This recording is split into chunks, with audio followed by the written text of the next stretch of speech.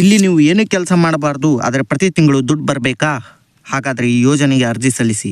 Definite ಆಗಿ ಹೇಳ್ತೀನಿ, ಪ್ರತಿ ತಿಂಗಳು ನಿಮ್ಮ ಅಕೌಂಟಿಗೆ ದುಡ್ಡು ಬರ್ತಾನೇ ಇರುತ್ತೆ.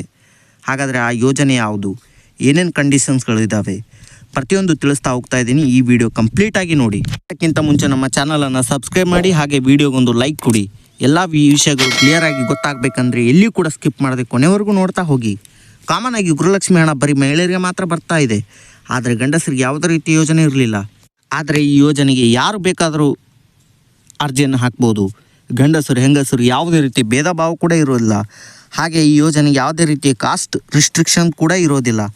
ಹಾಗಾದರೆ ಈ ಯೋಜನೆ ಯಾವುದು, ಏನೇನು ಡಾಕ್ಯುಮೆಂಟ್ಸ್ಗಳು ಬೇಕು, ಏನೇನು ಪ್ರೊಸೀಜರ್ ಇದೆ ಎಲ್ಲವನ್ನು ಈ ವಿಡಿಯೋದಲ್ಲಿ ತಿಳಿಸ್ತಾ ಹೋಗ್ತಾ ಇದ್ದೀನಿ. ಈ ಯೋಜನೆಗೆ ಪ್ರತಿ ತಿಂಗಳು 9,000 ರೂಪಾಯಿ ಬರುತ್ತೆ. ಹಾಗಾದರೆ ಕಂಡೀಷನ್ಸ್ಗಳು ಏನಂತ ಹೇಳ್ತಾ ಹೋಗ್ತೀನಿ.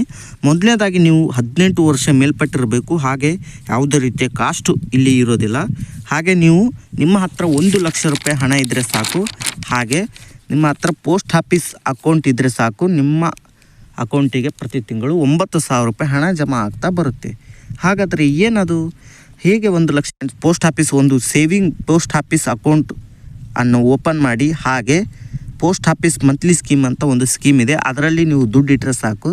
ಪ್ರತಿ ತಿಂಗಳು ನಿಮಗೆ 9,000 ರೂಪಾಯಿ ಅಂತ ಇಂಟ್ರೆಸ್ಟು 7ರಿಂದ 8% ಇಂಟ್ರೆಸ್ಟು ನಿಮಗೆ ಅಕೌಂಟಿಗೆ ಜಮಾ ಆಗ್ತಾ ಬರುತ್ತೆ.